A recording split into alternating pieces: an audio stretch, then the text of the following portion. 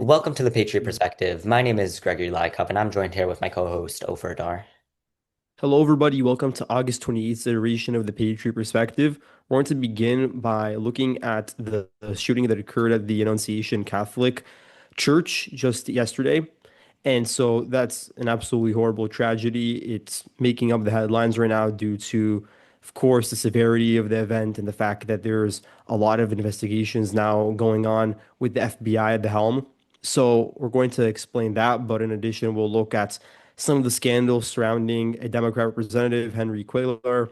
We'll look at DNC's Act Blue scandals as well, and we'll also discuss Trump's executive order in relation to burning the American flag. So let's get into it.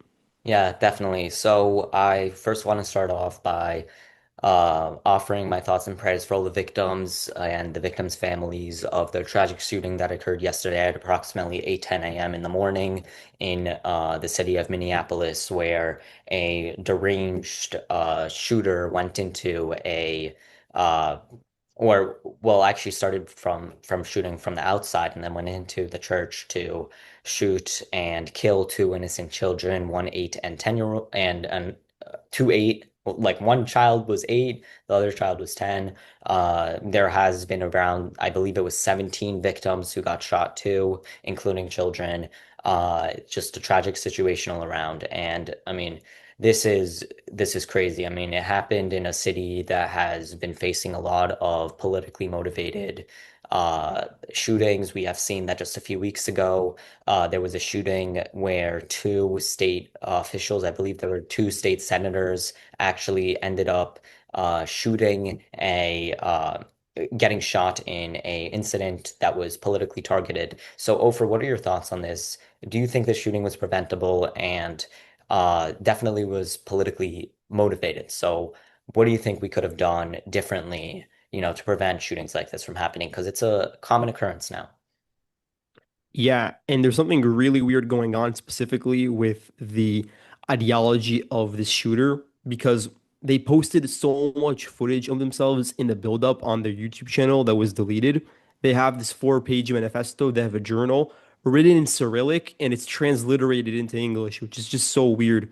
Like it's written in the Russian script, but you read it and it's you say words in English when you come out and read it. So they had a very niche, idiosyncratic way of thinking, which included comments on the magazines of the rifles that were anti-Semitic, anti-Muslim to a certain degree, anti-Black, anti-Hispanic.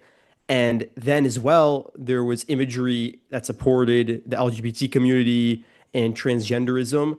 And there was a lot of like imagery that was satanic and opposed to Jesus and to Catholicism, and that has to do probably with the fact that his mother worked at the church that he shot up, and he was a student at the school that's right next to it. That's a part of the church's network. So I think there's a personal level of resentment probably in relation to the person's childhood, but there's also something else. The person comes from a group of teenagers and young adults that are on these forums that are nihilistic. They're anti-life as a whole. They're anti like basically everyone except for themselves, and for that reason, they're very narcissistic. And they have been inspired by one another. There were two school shootings from people that had the same sort of ideology, which is very anti-religion, very anti-social, you could say. There was one in, I believe it was Tennessee. There was like an Antioch school shooting, and there was also some 15-year-old girl who committed one as well. And then there was another case where it was a black kid who was anti-black. So they all come from the same forums. Like they're talking to one another on Telegram about this. And they just have a general hate for the world. I think it's deeper than political. I think it's spiritual crisis with these people that have no social life, they have no support system, and then they get swallowed up into these rabbit holes and they get used as like a vehicle to attack people, anyone who's, you know, made them feel outcast in their life. So I think that's the real problem. It's a spiritual crisis and it's related to transgenderism and drugs as well, but that's like the deep part of it that I think Yeah. is being missed. I think you're 100% right. And that goes along with, in general, the left's normalization of transgenderism and other clear factors of mental illness. When you are being canceled, when you're canceling other people for saying that transgenderism is a mental illness or gender dysphoria is a mental illness, and that if you transition, you still have a mental illness when you're being criticized for that, then obviously there's a big issue. And that's what the left has done. The left has normalized for people to be able to transition without calling it a mental illness. And that's the issue we have because people who are transgender or have gender dysphoria, they should be going to therapy. They should be getting the proper treatment as any other mental illness should be. We cannot say that a mental illness is not a big deal. A mental illness is huge, and it's the main cause of events like this from occurring. And the only way we actually prevent them is if we treat them. And that's what I think the right is saying. I don't believe the right is anti-transgender. I just don't. I don't believe the right is anti anyone. However, the right is anti calling something that's clearly a mental illness not a mental illness because it goes directly and it directly insinuates tragedies like this one. Just, I wonder what would have happened if at I don't know the age of 15 this person transitioned at 17 or transitioned legally by their name at 17. I wonder at 15 if he went to therapy or some other factor that would help him in his mental illness journey because that would have provided a much different situation than we have now. I don't know. What are your thoughts here, Over?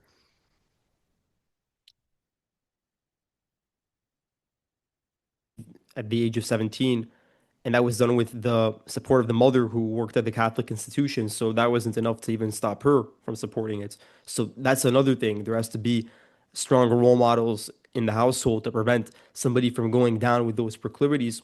It doesn't start with transgenderism. That's what I believe. I think that people that end up latching onto transgenderism, they tend to have other problems, whether it's narcissistic or histrionic personality disorder, or they have bipolar or something else. And then they look at what's socially acceptable and what's, burgeoning now and becoming popular. And then they latch onto that and they try to use that to like create a new identity for themselves that is, gives them comfort.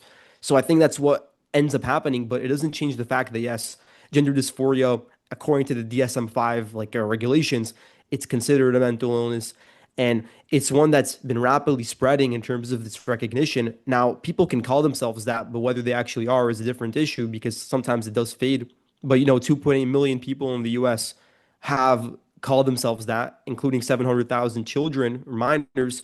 And that's an extremely sad indictment of the state of the United States that so many people have gone down that path of mental illness to a certain degree. And you look at the background of transgenderism, the way in which it was formed, the history surrounding it, whether it be John Money or Magnus Hirschfeld in the experiments that they ran, and the way in which they normalized it in relation to various other sexual proclivities that are inappropriate of the mainstream, and sort of a rejection of popular society, popular culture. But it's in the end, it's being done as a way of upending the natural state of things and the way in which human biology has been recognized for implicitly we've understood it to be that way. So it's supposed to be a rejection of what's very clear to else is. That's sort of the core problem with Yeah. accepting transgenderism as an ideology. But yeah, I don't think that it's the whole story over here. I think that there's something very rotten and deep with this person specifically and with many other people like that. And yeah, it's you can't look at it and start blaming political parties or talking about guns like it's something completely different. It's a social phenomenon, I believe. Yeah, definitely. And to add on to your point, just a few months ago, I wrote in a piece. I forgot which outlet it was for, but it was discussing the issue of, Donald Trump actually banning transgender individuals from entering the military. And this whole entire piece was basically like, if you had any other mental illness, no matter how insignificant it was, you would not be allowed in the military. And Yeah. that should apply to transgender people. It's an obvious point, and this is just one example of why it should apply. So, and that article apparently was controversial. I still don't see why. But Look, this is a huge issue in our country, and I think it just goes to show that mental illness in general is massive. It's a big issue that we can't like pretend is something else. No, if you are transgender, you have a mental illness, and that's okay. It doesn't mean that you are any worth less than anyone else. It just means that you need help. Just like if you had cancer, you need help. So it's common sense. I mean, it's sad that people don't realize this, but this is the result if we don't realize this, if we just normalize it, if we think that it's okay. Because to be honest, for a lot of individuals, becoming whatever a male or a female is a big step in their lives. It provides them with comfort because of their mental illness. It does help them a lot. And again, that is okay. But there should be a lot of other steps that come with that too, like going to therapy and everything like that. So, I mean, to me, again, this is like common sense. I don't know why like this has to be said anymore, but to a lot of parents and a lot of individuals, it's not. And it's so tragic what happened. I mean, I really hope nothing like this ever happens, but the realistic thing is that it could. And we saw that even in just a few months ago, well, about a year ago, actually, the assassination attempt on Donald Trump, he was also a very uh, deranged individual with clear mental illness history behind what he behind his record, and that's also a concern. So when we combine those two, it's very dangerous. It's very dangerous. But um, just to, say as a closing thought with this shooting, I really think that if our nation in general focuses more on the mental illness side of things instead of claiming that, oh, it's because we have access to guns, which is not true. In Minneapolis, they have one of the most thorough and most strictest gun laws in history, and they still gave this person who had an obvious mental illness a gun. Probably because in Minneapolis, if you're transgender, you're not considered to have a mental illness. So that is where our conversation should stem from. But yeah, just as a closing thought, it's obviously a very tragic situation. I don't know if you want to add anything. Yeah, I mean, the one other thing that was interesting is that the person on Discord like wrote their intention to do this and talked to other people. And those records are public. So I don't understand where the FBI was in the first place to stop it.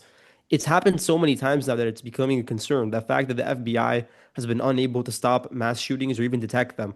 The Buffalo shooting, if you remember that one from like 3 years ago now, there was an FBI informant that talked to that shooter before it even happened. So they had so many opportunities with a lot of these shooters to stop them in their tracks before it even reached that point. And I just don't understand. Is it something relating to staffing? Is it just something relating to their software not detecting these comments? But there has to be some level of improvement in the FBI to stop this in the future. Definitely. And if you watch the video, it's clear that he is a very deranged individual. Like the video is scary.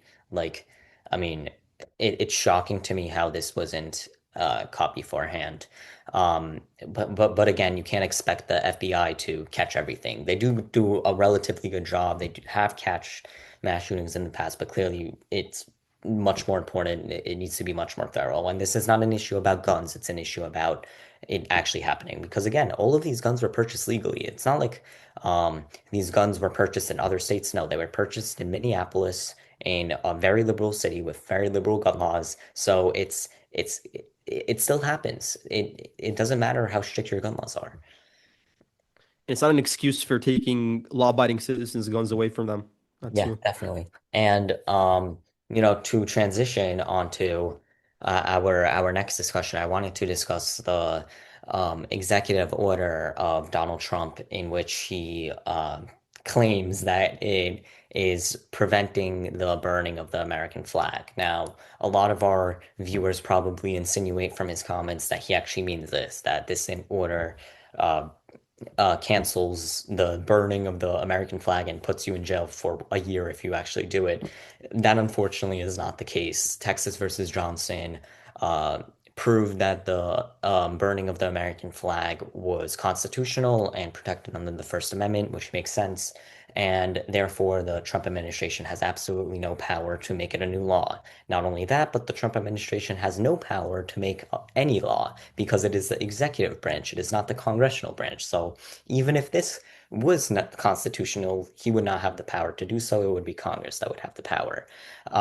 But to go into exactly what that executive order says, if you read it, you realize that it has nothing to do with burning the American flag. All it really talks about is that if the burning of an American flag is also insinuating some sort of immediate action, like violence, then it could be tried, it could be convicted, and you could be sent to jail for 1 year. Very similar to how if you yell fire in a movie theater, it's not protected against the First Amendment. So it's really not a big change. I don't believe that there's going to actually be any prosecution for this because of this executive order. I do believe, though, it will make people think twice before burning the American flag. So that is, I think, good Trump, and I'm proud of Donald Trump actually taking that action. Um, so over, I don't know if you wanted to share anything that I didn't include, but yeah. Yeah, so just as a surface level analysis of it, because I'll look at it afterwards, it seems like they're taking already existing crimes done on like federal locations and then adding an enhancement if in the process you're also burning the American flag.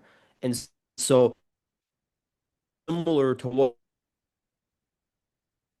certain political flags like LGBT flag or BLM flags, like they've used the fact that you committed another crime, like say vandalism or burglary or something like that, and then the fact that you damage the flag in the process to combine those two things and enhance hate filled. That's the idea behind it, and that's the idea behind hate crime sort of enhancements in the first place. So the same sort of logic is being used now for the American flag. I mean, as a matter of principle, I don't agree with it, but it's better than doing it for like other political related reasons because at least with the American flag, it's representing the actual country and not a cause for either side. But yeah, either way, I don't think I agree with it, and I'm wondering whether it'll get overturned in courts. Like, I'm sure that there's going to be an appeal about it, especially because it's an executive order. Agree with what? The executive order? I disagree with the concept behind it, the idea of like enhancing because of the Well, political again, affiliation. again to that point, it's only if it's insinuating harm or insinuating violence. So it's no real law in itself. It's not adding anything. This law already exists that if you are insinuating immediate violence, like if you say, "Oh, go rob that bank," and the bank gets robbed, that's obviously not protected under the First Amendment. So that's what it's really saying. It's getting on that. So it's not a real it's not enhancing a crime. So if let's say you committed a crime and you burned the American flag, it wouldn't be like enhancing it unless it was insinuating direct violence. So that's kind of the thing there. So I don't believe again that this has any power over any law. I don't think it's going to result in anything. I believe this executive order was a political stunt, but I definitely don't think it's a threat too. Yeah, I mean, do you think that there's going to be a challenge in courts to Challenge for overturn what? it? It's not, again, it's not forbidding the burning of the American flag. All it's doing is just saying that if you were insinuating harm by burning the American flag, or if you're yelling, I don't know, I don't even know what an example is of burning the American flag and creating like immediate harm. So I would think something like, oh, yelling to death to America or death to this American, something like that, and you are directing an American while burning the American flag, that is obviously insinuating direct harm. That is not protected by the First Yeah. Amendment. That is, I think, what this executive order is directly going after. If you read it, that's exactly kind of what it means. It means that if it says the words like if you are insinuating direct harm. So it's not just for burning the American flag. It's not an overall. It has nothing to do with the First Amendment. It's already something that has been, decided and shown by the Supreme Court that they allow for the First Amendment to not apply in cases that are, again, directly insinuating harm. Yeah, that's understandable. I guess the thing that people on the opposing side will say is, okay, there's already a law against incitement, and then you're adding in the component with the American flag. And I could say the same thing about like, for instance, there are those like gay colors on the road, and then people Yeah, vandalize them the by like having exactly. skids on them. Yeah, so then they go after those people and they add in the hate crime charge. Like Well, that's the worry. Well, yes, I understand. That's actually very interesting you bring that up. That's the first thing I was thinking of. And the reason why it's not the same is because, again, uh, I don't know, going in the middle of the street and burning an LGBTQ flag, as long as it's your property, or even if it's someone else's property, Yeah, an yeah. example of the First Amendment. It is not a like. There's no crime unless it's not your property. There's no crime being committed. It's not a hate crime. You can't say it's a hate crime because you are expressing your speech. You're not directly Yeah. insinuating harm. So it's the same exact thing with the American flag. I think the entire thing with the LGBTQ burning of the flag in many liberal cities, it's completely crazy. You should be allowed to do it. I don't agree with it. I don't think you should burn any flag, but well, not any, but most flags I don't think you should burn. But you should be allowed to do it without your First Amendment with your First Amendment right, but if it's not your property, it's obviously not your property. So that's the only thing I have to say to that. I think I expect challenges in the Supreme Court, though, relating specifically to the LGBTQ burning of LGBTQ flag, because it's very interesting to me why that is like Mhm. forbidden by law and why we can burn any other flag. It doesn't make sense. Yeah, understood. And now let's look at a couple of very interesting scandals because I know you love scandals, you love writing about them. It's sort of the nexus of your body of work and ours as well. And So, people like reading about them too. That's why I write about them. yeah, the viewers love it. I what's going on with Henry Quayler's siblings because we talked about him himself and all of his wrongdoings with Jay Furman, but what's going on with his siblings because apparently the family like they were born with an inclination towards corruption. Well, for starters, this family is a political machine of South Texas. You see, their entire family is a part of the political stunts of rural America in Texas. The Henry Cuellar's brother, which is I believe his older brother, is the county sheriff. Uh, so huge role there. Henry Cuellar's sister used to be a town clerk or still is. It's not very clear. And also she ran for Texas Senate, but then apparently lost and accused her opponent of cheating in the election, which is quite hypocritical if you ask me. And obviously, we know Henry Cuellar is a congressman, so uh, big political machine here, this entire family. So a few years ago, I believe it was 2023, the sheriff, the county sheriff, which is Henry Cuellar's brother, was investigated because he was accused by the FBI for using funds for his own campaign. So using town funds for his own campaign. Wow. He had an FBI raid, and the FBI raid concluded that that was true and that they were using county goods, county services for his campaign. And that's a pretty big deal, but nothing came from this. There was no like the FBI just said it happened, and there was nothing further. The FBI also said that the sister was doing a very similar thing in that they were taking money for her campaign for Senate and doing practically the same thing. And keep in mind that all of this, there's a loop here. This is like, they're all interconnected. So all of these people donate to each other. And this is not a story that I covered yet. I'm still kind of looking into it. But I believe allegedly that one of Henry Cuellar's cousins, or two of them actually, they have the same last name and they donated to the Cuellar campaign. They actually I mean, not donated. They actually got charged with corruption and pled guilty and got sentenced to, I believe, 8 years in prison. Uh, Oh, and this happened a what? few, like in 2022, which was ridiculous. When I read this, I was like completely shocked. And I'm not positive if they are related yet, but there's a lot of strong indications that they are. I also have a lot of people in Texas who are kind of looking into this as well. So it's very interesting. Ofer, what are your thoughts though on this scandal? Okay, so it looks like they're the entire family in this case, they're redirecting the state's funds or the municipality's funds for their own discretion, for their own utilization to help them further their own political careers. You know, that's textbook corruption when you use taxpayers' money to help yourself at the expense of other people, the people that you're supposed to represent. It's antithetical to the job itself.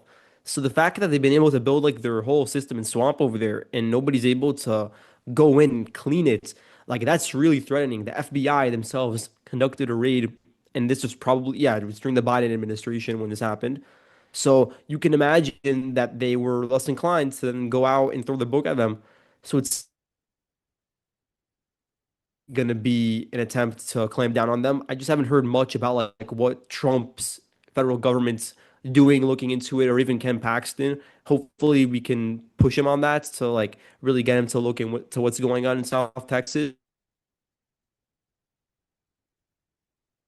Care about politics. Like they're not civically engaged as much as perhaps other districts. And so they were able to go into an area where perhaps nobody was really challenging them and just usurp power in every single domain Yeah. and then just use it for themselves without any oversight.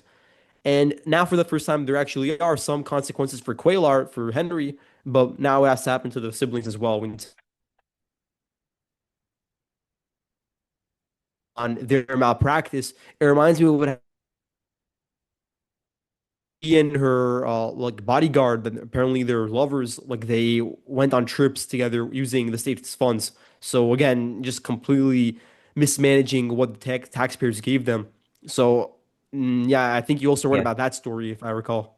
Yeah, so let me go back just a step and say a very interesting thing. You mentioned Ken Paxton, obviously. So Ken Paxton doesn't have the authority to investigate this simply because the Texas Appellate Court took away his authority as Attorney General to investigate any election fraud unless he was referred to by the district attorney. And because the district attorney in this case is obviously a part of this ring, um, there's never going to be a referral here. Also, I have been speaking with Ken Paxton's team, as I think I mentioned before, and according to them, this is a regular occurrence, especially in border towns. We have seen that, or according to them, they have seen that people have been paying other people to vote in elections. It has been crazy. Like, this is a big, big issue in Texas, and it needs to be dealt with. And I hope that as senator, or well, future Senator Ken Paxton will actually take a hold on this because the big issue is that elected officials couldn't care less about a a a thing that happened. They don't care about election fraud if they're already elected into office because it doesn't affect them. So I hope that the Senate and Congress will make more stricter laws for this. It definitely needs to be done because this is just ridiculous. Come on, like the amount of corruption that we are seeing in South Texas from someone like me who is literally just skimming over these court documents. It's ridiculous, and no one ever heard of them. That's the issue. Um, I don't know what to think. I am very disappointed, I guess, in South Texas, but it's really an issue that goes on everywhere in rural America. Yeah, and like you had to know the facts of border states and speak English as their first language when they're trying to improvise and create schemes like this. And then the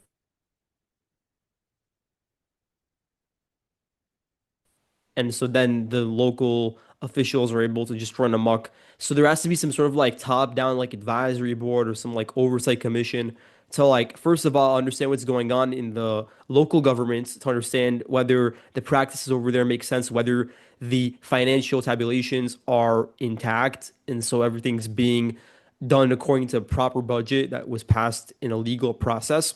And there also has to be on the ground oversight of the elections. We need federal poll watchers, people that are actually unbiased, Yeah. not coming in with a skewed perspective. And there has to be cameras everywhere. In Jay Furman's case, we talked about it in the interview. There weren't enough cameras that kept track of the locations of the absentee ballots as they made it into the polling station. There had to be more than was actually shown because it's a precinct with over 100,000 people. So there's already of following the rules, but they're just not being going to care until you press them to do so because it helps them stay in power Yeah. of the political system over there. Yeah, definitely. And to add on, like I also spoke with I believe she's the RNC chair for a big section of South Texas. And what she was saying was that their election board committee for a very long time was not effective in their efforts to conduct elections fairly. They didn't follow federal law, so I believe the head of the election board got fired or left, and now there's a new person who apparently is doing a better job, but still not all the way there because look, it's a system. You can't just fire one person and expect the whole thing to change. It's everyone there. So um, I want to see the Trump administration really taking more action here because a big part of his campaign for president in the 2024 campaign was to take a stance against election fraud, but we haven't really been seeing a lot of that lately. Yeah, definitely. And one area where there probably has been action because of now the work of the Attorney General is in relation to Act Blue. So that's a story that has like several rabbit holes. The one that I'm most familiar with is the fact that they redirected some of the funds from donations to California's wildfires to their own Act Blue organization, to Democrats' activism. So it was a small percentage, but still, that's completely unethical because they were advertising one thing and then funneled some of the money to their own causes. So just run down for me the other scandal relating to Act Blue and how it affects Henry Cuellar as well. Definitely. So I'm going to start off by mentioning the amount of money Act Blue contributed to Henry Cuellar, which was around $110,000, I believe, according to FEC filing reports. But that is one thing. The other thing is that Act Blue has been in many scandals relating to getting a lot of money from foreign players and using it. They have purposefully loosened up the rules to allow for foreign adversaries to contribute to Act Blue. There has been dozens of IP addresses that have been foreign that have been contributing to Act Blue as a whole. And the reason why this is extremely concerning is because we know that Henry Cuellar specifically got charged with taking foreign bribes. So I don't know, this could be a bigger thing than just Henry Cuellar taking foreign bribes. That's why I was so interested in seeing this. Another issue with Act Blue is that they have been investigated for a lot of election fraud relating issues. They have loosened up the rules for um, election commission reports, FEC filings, all of that things. And like when you kind of combine all of that into one, it becomes very concerning. It makes Act Blue a organization that is contributing to dozens of Democrats, almost the entire Democrat Party, but in tail is like being investigating for taking foreign bribes and things like that. So it's an extremely concerning issue, and a big thing is also that Act Blue is obviously being investigated by the Trump administration currently. As you mentioned, Pam Bondi is taking a big stance against that. But the thing is that the Democrats are telling telling their voters that this is just a political stunt. This is just political persecution. And Oprah, what I wanted to ask is how much of that is true? Is this a political stunt, or is he actually investigating Act Blue and these other organizations for a purpose? Well, there's a clear purpose. You laid it out because there for a while in relation to Act Blue. Clearly, there's malpractice that has to be, at the very least, investigated, and then some people have committed very serious crimes. So, in isolation, yes, it's something that is completely warranted. But then when Trump does it, it does look bad because, the Biden administration went after him with the special counsel and opened up investigations against all these Republicans. So the way it comes off is as if he's just looking for revenge and he's just digging to find anything he can. But the problem is a scandal is just so in your face that you can't avoid it unless you're like willingly trying to help cover it up. And so there's no choice but to go after it and go after and investigate Act Blue. But yeah, I can understand why there's a perception that it looks like there's political persecution because Act Blue is a very important arm of the Democrat Party. It generates a lot of funds and then disperses them to all the Democrat candidates in the House and the Senate and the local elections. So it's a very important part of the Democrat Party. So if they lose that, they're going to lose a financial instrument. So yes, even if it's not done for political purposes, it's going to have a political impact by hurting the Democrats. It actually reminds me of the fraud that occurred in the Minneapolis Democrat primary between the incumbent mayor Yeah, with Jacob Frey and Omar Fatih or whatever his name is, and how in the Farmers Party, because they have like the Democrat Party and it has an alliance with the Farmers Party. So they were trying to find who they would endorse, and for some reason there was a problem with their electronic tabulation, and then Fatih won, and now they nulled it because apparently it was just completely falsified and nulled and void. So now they're just retracting their endorsements. So how can that happen in a modern country, in a modern city? How can there be fraud like that? I don't understand. Yeah, and like to add on, this is the same city. Well, not the same city in Michigan, right next to Minnesota. Yeah. This is where a significant investigation was just uncovered, well, just unfolded when council members of the city council were caught stuffing ballots, like literally on video, on tape. It's the funniest thing in the world if you watch it. Stuffing ballots into like these into the ballot holding machines. And they literally went out of their car, took an entire bag, and just threw it in the thing. It was insane when I saw the video. And again, this is like a common occurrence. We saw that the mayor of, I believe it was St. Louis, just got, or not St. Louis, New Orleans. She just got indicted for taking corruption money and taking bribes from, I forgot who it was, but in she was taking bribes. So this is not a one-time thing. This is not just one situation in the middle of Texas. No, this literally is occurring everywhere, and every single city has an issue with this, including New York, including Los Angeles, including I don't know San Antonio. So this is the big issue. This is a big issue that should be focused on, and no one's talking about it. Yeah, it's because you are the fact that it's permeating to all the local governments. There's a problem because it's an area that not everybody wants to be engaged in. Like people overlook it and they just try to look at federal corruption, and then that's where the major scandals pop up. But then under the radar, without much oversight or scrutiny, you have all these like mayors or people in city halls that are able to get away with just like funneling money in improper ways, committing election fraud, and then it's not investigated for 4 years under Biden. So yeah, all of it has to be unearthed now, and that will require people in each city themselves going after those people. Because Yeah. think about it, there are thousands of counties and thousands of municipalities. So it could be literally happening anywhere.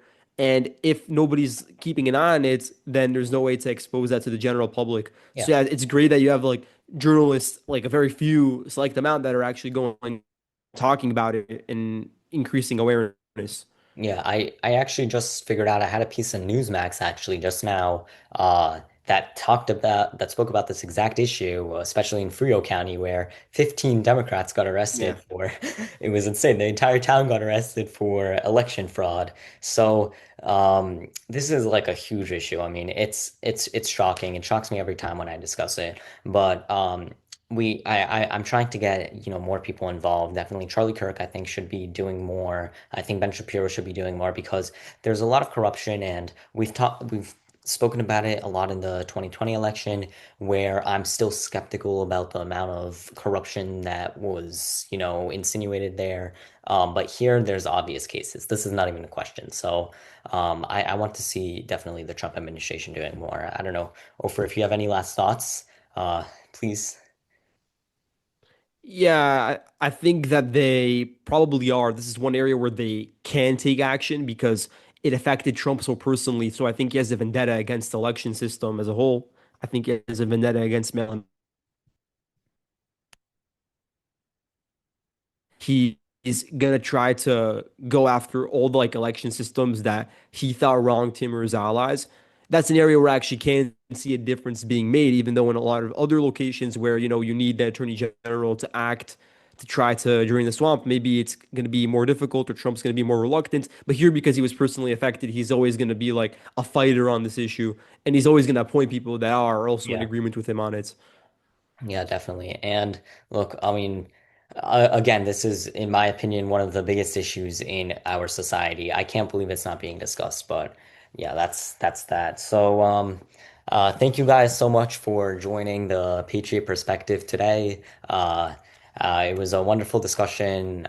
Can't wait to be back soon. And yeah, have a wonderful day. Thank you so much.